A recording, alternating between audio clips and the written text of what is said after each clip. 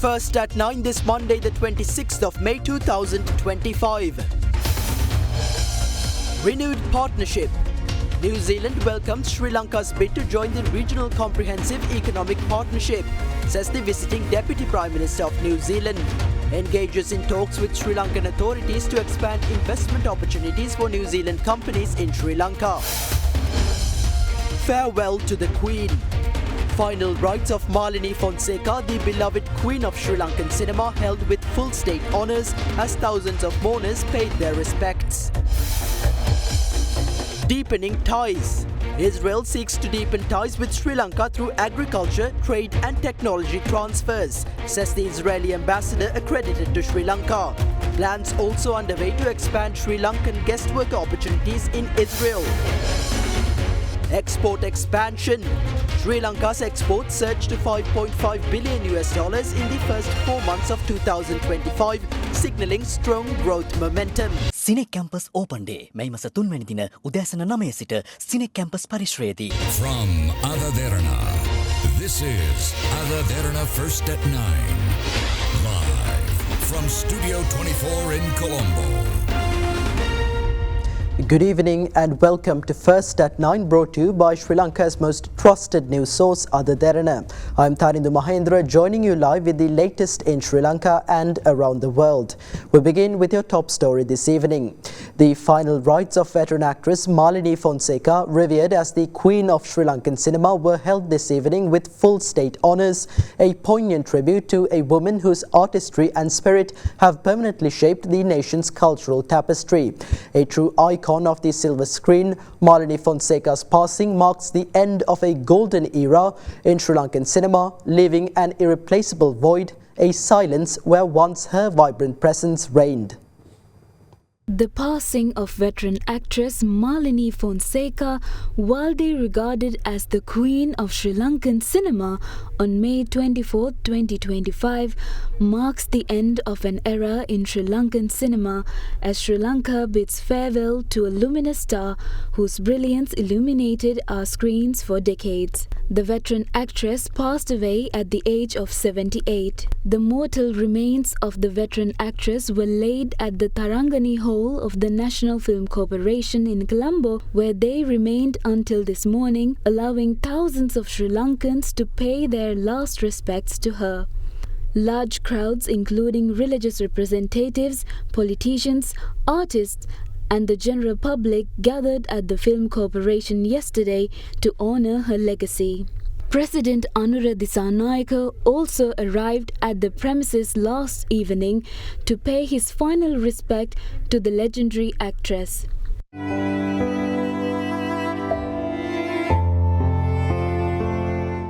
At 7:30 a.m. this morning, the remains of late Malini Fonseca was brought to the Independence Square in Colombo in a solemn funeral procession.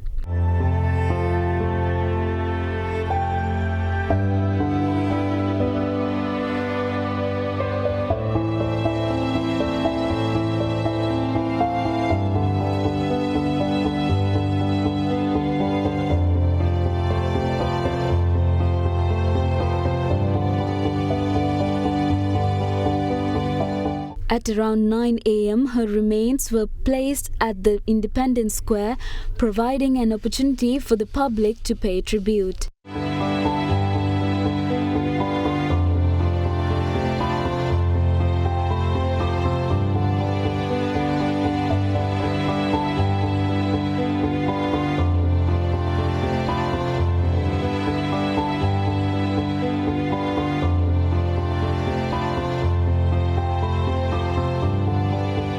Despite the heavy downpours, long queues were formed at the Independence Square to bid farewell to the Queen of Sri Lankan cinema.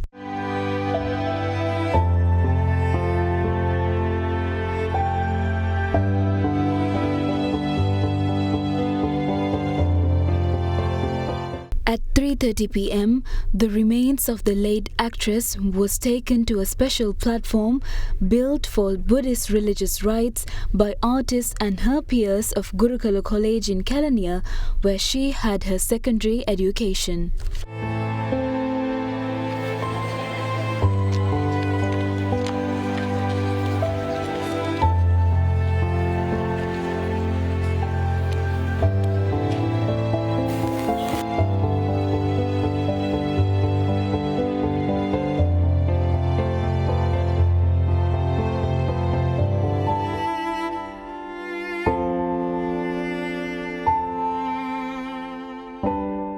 The state-sponsored funeral ceremony commenced shortly thereafter, with the clergy performing religious observances.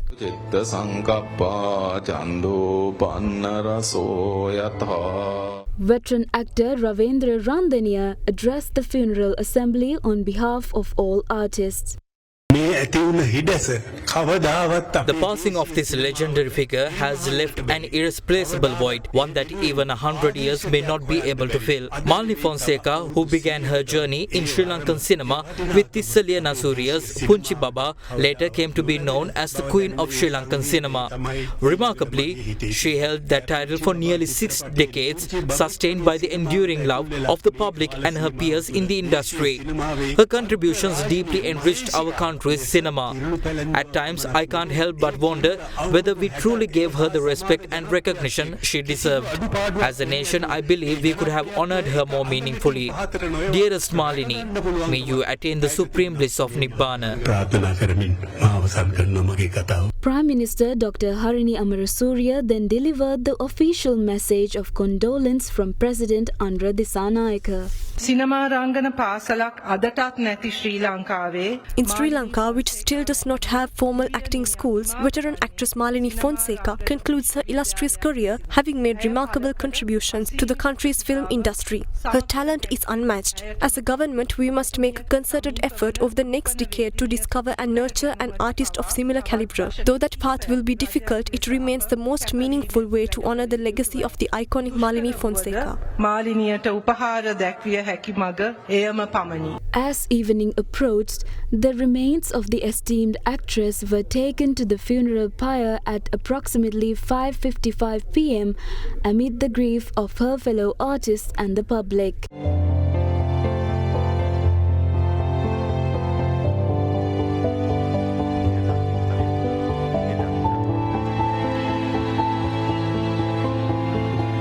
Moments later, the funeral pyre was ignited, marking the end of an era for Sri Lankan cinema and bidding farewell to the Queen of the Sri Lankan cinema.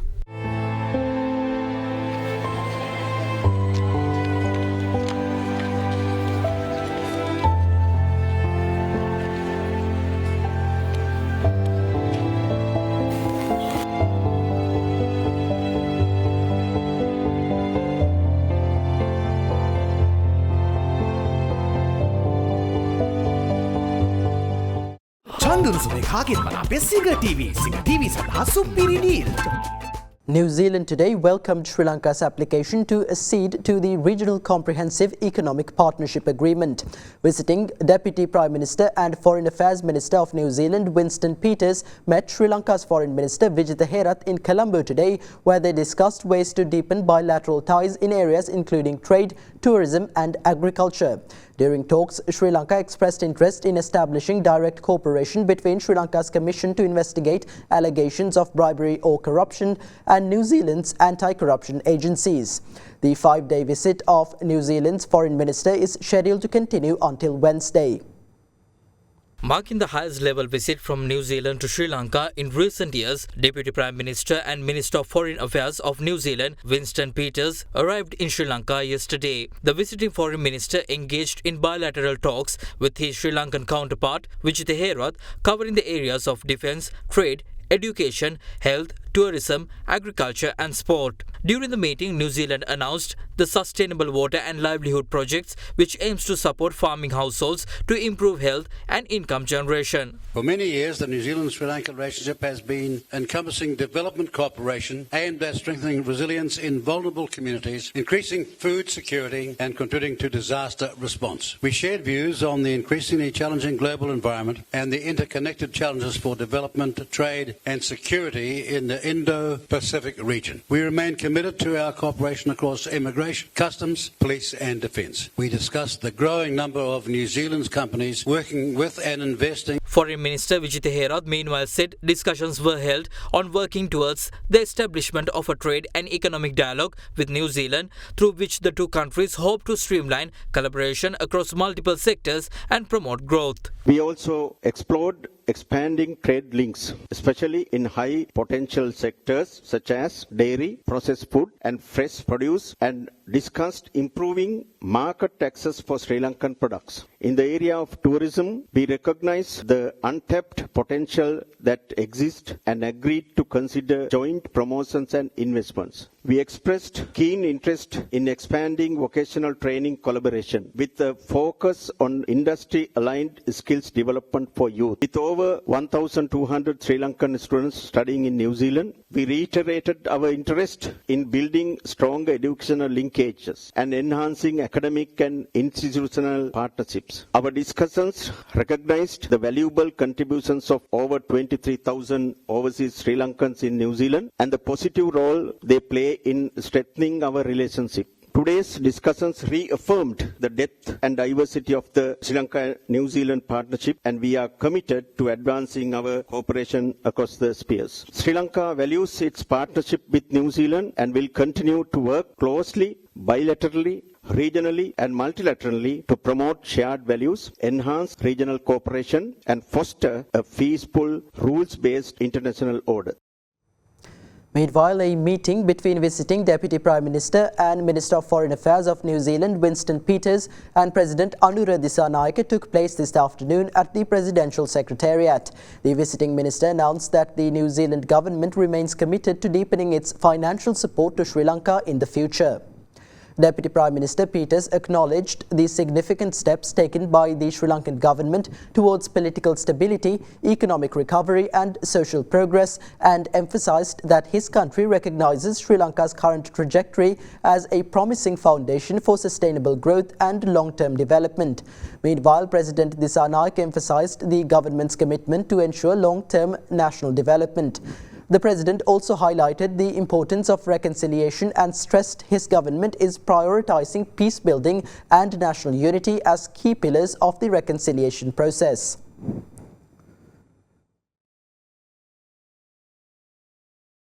සිනෙක් campus open day මැයි මස 3 වැනි දින උදෑසන 9 සිට සිනෙක් campus පරිශ්‍රයේදී. Poland's Foreign Affairs Minister Radoslaw Sikorski is expected to begin an official visit to Sri Lanka from Wednesday. The Ministry of Foreign Affairs said the visit is scheduled from May 28th to 31st in the context of Poland's current presidency of the Council of the European Union.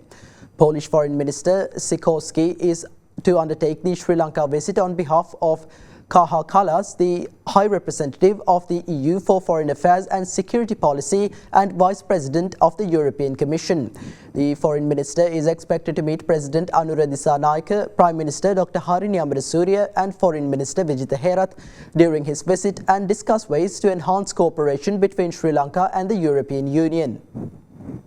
President Anura Dissanayake met with visiting President of Lions Clubs International Fabricio Oliveira to discuss collaborative efforts in enhancing youth mental health and social welfare initiatives across Sri Lanka. In a separate engagement, President Dissanayake convened with representatives from the Joint Association of Performing Artists of Sri Lanka, where the President reaffirmed his administration's commitment to fostering a cultural renaissance across the nations. Kumara Dissanayake convened with Fabricio Oliveira, the president of Lions Club International, at the Presidential Secretariat today to discuss enhancing collaborative efforts in youth mental health and social welfare initiatives across Sri Lanka. The meeting centred expanding joint programs aimed at strengthening mental health support systems and improving social welfare services for children and youth nationwide. Oliveira highlighted Lions Clubs International's ongoing initiatives in Sri Lanka, including efforts in food security, disaster response and education. The President's office said the head of state expressed appreciation for the organization's sustained partnership and commended its significant contribution to national development. In the meantime, President Anro Dissanayake engaged with the Joint Association of Performing Artists of Sri Lanka at the Presidential Secretariat yesterday. During the meeting, representatives presented the challenges they are faced with. Emphasizing the unifying power of the arts, President Dissanayake noted that artists have the ability to build a cultural bridge linking the North and the South. He reiterated his administration's genuine commitment, a cultural renaissance across the nation, and assured full support to achieve this goal. Several health sector trade unions, including paramedical professionals, launched protests at 3 national hospitals today against the government's decision to conduct aptitude tests before recruiting allied health science graduates into the public service. They warned protests would be launched at all hospitals in the country tomorrow if the aptitude test is not withdrawn. Meanwhile, national school teachers launched a silent protest at the Ministry of Education, demanding the enrollment of teachers' children into national schools. Several health sector trade unions, including paramedical professionals, staged demonstrations at 3 national hospitals across the country today. The protests were in response to the Health Ministry's program to recruit allied health science graduates into the public service via a general knowledge and aptitude test. Protesters assembled outside the Colombo National Hospital and continued their demonstration.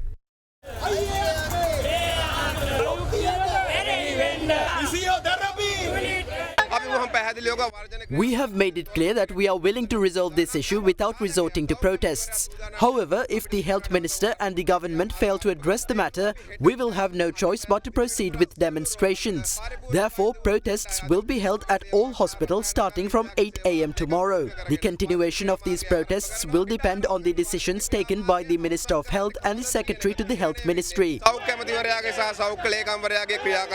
A similar protest took place in front of the Gold National Hospital this afternoon.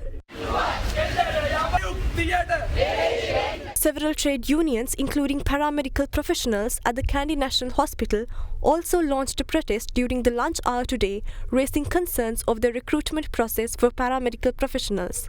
In a separate development, over 300 national school teachers from across the island gathered at the offices of the Ministry of Education at Isrupai today, seeking a meeting with the Secretary to the Ministry. They demanded that children of teachers with 3 years of permanent service at national schools be allowed to enroll in their parent schools.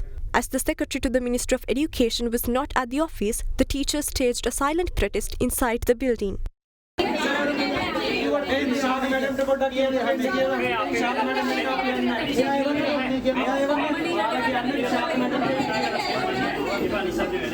However, Ministry Secretary arrived at the premises few hours later. The crowd dispersed after the Secretary requested them to remain optimistic about the admission of students for immediate grades. Deputy Minister of Tourism Professor Ruwan Ranasinghe claims that certain groups are attempting to disrupt the tourism industry by spreading misinformation through social media. Speaking to the media today, the Deputy Minister clarified that there was no truth to the controversial posts recently shared on social media platforms regarding a swimwear ban for tourists in Arugam Bay. Deputy Minister Ranasinghe also raised concern that such attempts to spread misinformation might be politically motivated campaigns to prevent the ruling party from establishing power in local government authorities. We saw a post in English circulating on social media regarding Arugambe which falsely claimed there was a ban on bikinis. This comes at a time when the National People's Power is attempting to establish power in local government institutions, including the Colombo Municipal Council and decisive Pradesh Sabhas, with the support of independent groups and the Muslim community. By targeting these initiatives, we can observe an attempt to spread misinformation through social media and mass media. An incident involving a man walking nude on the main road in Arugambe occurred a few weeks ago. We suspect this may be part of a planned subversive scheme. We have deep respect for the culture and religion of Islam, and the tourism industry has been active in this area for several years. I don't believe these bankrupt political parties can continue with such disruptive attempts. Chairman of the Arugambe Tourism Association, H.M. Rahim, and the President of the Chamber of Tourism and Industry, A.M. Jaufer, also spoke on the controversy. I think that's a fake news which people can be jealous of something against Arugambe. But Arugambe area, I think can see that the beach area especially, people are always on bikinis. But how can you say when there are people enjoying with their lifestyle, we are completely against to that news? Arugambe, there's no problem. It's a peaceful area. We have told the relevant authorities take decisive action. We always keep informed the Sri Lanka Tourism Authority. People have done the social media campaign. They are not a relevant tourism industry communities. We welcome all nationalities to visit Sri Lanka. And if there are any problem that we can always discuss with the community stakeholders with the Sri Lanka Tourism. Former Minister of Agriculture Mahindananda Alutgamage, who was remanded in custody over the importation of substandard organic fertilizer from a Chinese company during the previous government, was released on bail today. Colombo Chief Magistrate Tanuja Lakmali ordered Alutgamage's release on a 50,000 rupee cash bond and 5 surety bonds of 1 million rupees each. The court also imposed an international travel ban on the former minister. Mahindananda Alutgamage, against whom an arrest warrant had been issued in relation to the matter, surrendered to court on the 19th of May, after which he was remanded until today. The former agriculture minister is accused of causing the government a loss of $6.9 million by coercing the chairman of several firms to open letters of credit for the importation of the substandard fertilizer in question. And with that, here's a look at more news across the island in brief.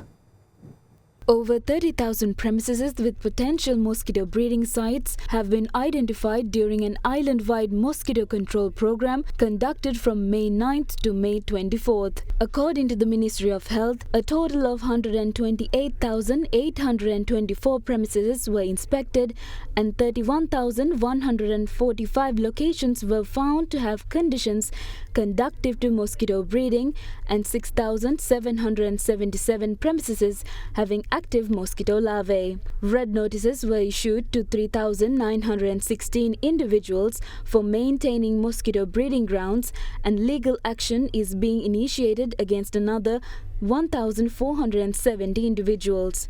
In other local news, former Minister Mervyn Silva, former State Minister Prasanna Ranavira and 3 others arrested and remanded for allegedly selling a plot of state-owned land in Kiribathgoda to a private party using forged documents have been further remanded. Mahara Magistrate Kanchana N. Silva further remanded the 5 defendants until May 26. Meanwhile, the case against former Minister Johnston Fernando, former Lanka Satosa Chairman Iraj Fernando and former Working Director of Lanka Satosa Mohammed Shakir was taken up for hearing before the Colombo High Court today. The case was filed by the Bribery Commission, alleging that the trio caused financial losses to the tune of 40 million rupees to the government by unlawfully engaging 153 employees of the cooperative wholesale establishment in political activities during Johnston Fernando's tenure as Minister of Cooperative and Internal Trade between 2010 and 2014. Colombo High Court Judge Aditya Patabandige adjourned the case for further hearing.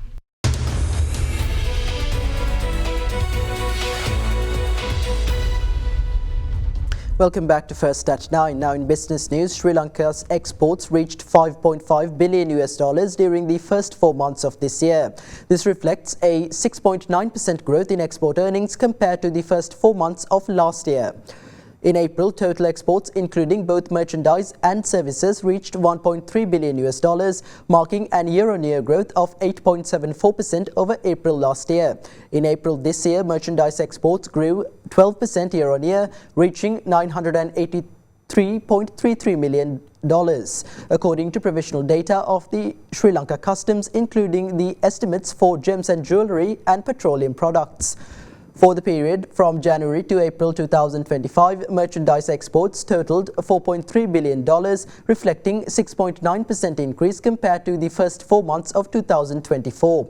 Meanwhile, services exports emerged as a key driver of overall export growth, with estimated earnings from services exports reaching $309.3 million during the month of April. Services exports over the first 4 months of the year are estimated to have increased by 7%, totaling $1.2 billion. The second meeting of the Financial Stability Board Regional Consultative Group for Asia focused on financial system stability and global and regional financial vulnerabilities.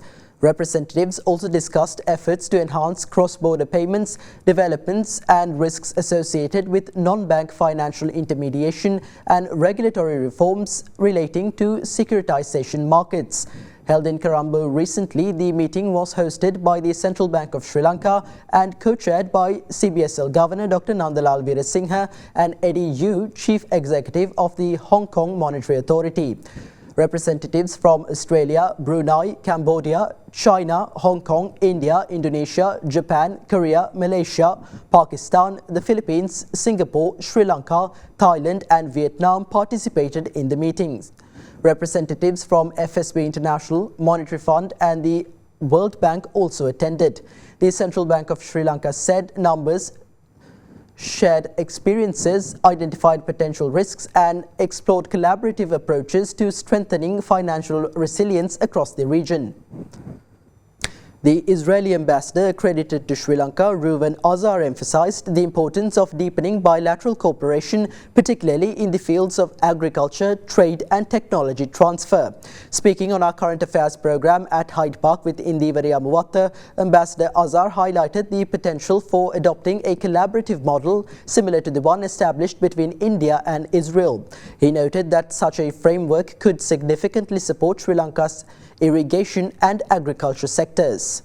What is the focus from the Sri Lankan side on the nature of cooperation ties with Israel? I think that there is a focus in the last year mainly on the issue of guest workers because we've been increasing the number. We are now up to 20,000. Israel is very satisfied with the work of Sri Lankan workers. They earn about $1,500 per month. So I think that next year we're going to see more workers coming to Israel. Does this mean there have been talks with Sri Lanka in terms of improving trade or investments bilaterally? Absolutely. We are trying to see, first of all, that we have more interaction. For example, in the field of agriculture, I heard from the Minister of Agriculture that is interested in introducing more modern technologies into different traditional sectors here, like rice, for example. So there are methods that we can use. We are now following up, trying to see what are the things that Sri Lanka is interested in. We also contemplated the model we developed with India, because there the Indian government has established centers of excellence throughout the country, bought a huge Israeli irrigation company. So this modern irrigation companies are producing technologies that are known all around the world, and they concentrate in fields like fruits, vegetables, cut flowers, and these centers basically supply subsidized seedlings to the farmers and give also extension services, training. So one of the ideas is maybe doing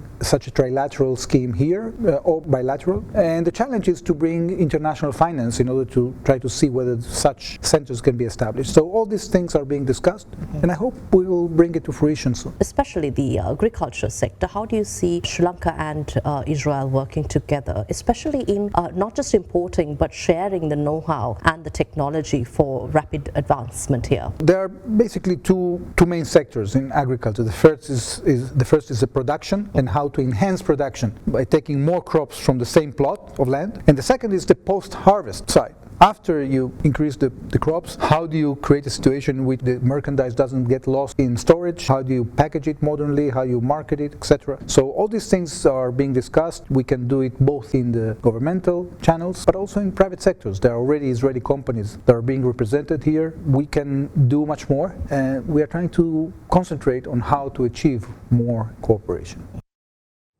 Meanwhile, the Israeli ambassador accredited to Sri Lanka, Reuven Azar, has discussed expanding cooperation between Sri Lanka and Israel during a meeting with the Speaker of Parliament, Dr. Jagat Vikramaratne. The Israeli ambassador highlighted sectors including tourism, agriculture, science, digital technology, trade and investment and medicine as key areas of focus for expanding cooperation.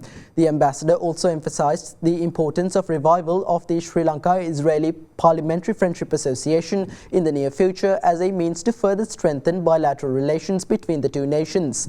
During the discussion, Speaker Dr. Vikramaratne expressed views on the enduring relevance of Buddhist philosophy, highlighting that its teachings continue to offer valuable insights for fostering world peace and harmony.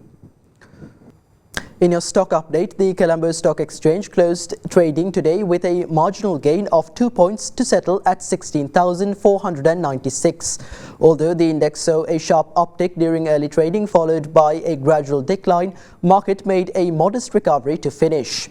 Investor activity remained strong, driven by both high net worth and retail participation, with high net worth interest notable in major conglomerates such as Haymas, Hayleys and Dialog. Market turnover reached 3.8 billion, 40% more than the monthly average of 2.7 billion. Food, beverage and tobacco sector dominated market activity, contributing 24% of turnover, while capital goods and telecommunication services followed, collectively accounting for 36%. Foreign investors remained net buyers, recording a net foreign inflow of 70 million rupees. For an update on markets in view, we have senior analyst of Capital Alliance, Sahajit Nazar.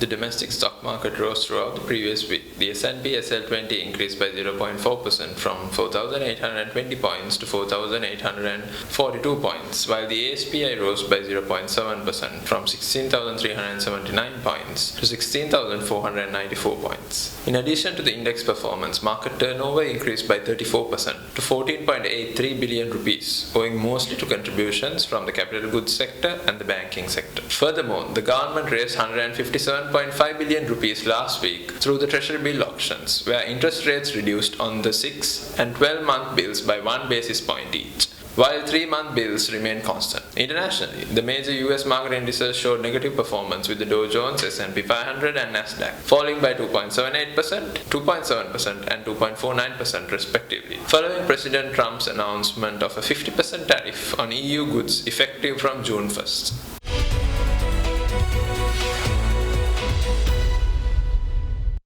In the forex market, the Sri Lankan rupee appreciated marginally against the US dollar, closing at 299.3 compared to the last rate of 299.4 against the USD. Meanwhile, overnight liquidity in the banking system expanded to 192.2 billion from 157.8 billion rupees in the previous session. These are today's foreign exchange rates. That's all for tonight from First at 9. Thank you for joining. Have a great night.